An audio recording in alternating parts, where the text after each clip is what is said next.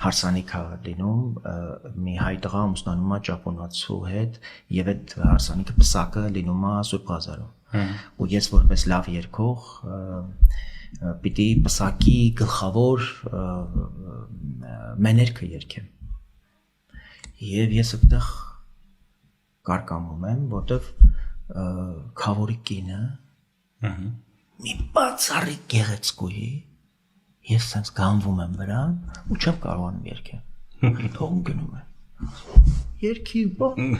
եւ տենց զորով բերում են երգում են բան այս կինը զգում ա մի բան հետո բանից հետո գալիս է ուզում է փող տա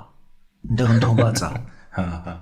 ես ասում չէ ես չեմ կարող բան եւ այլն եւ մենք կապ ենք պահում իրար հետ եւ այդ սիրո պատմությունը ձգվում է ինքը Միլանում ապրում ես Վենետիկում սովորելու ժամանակ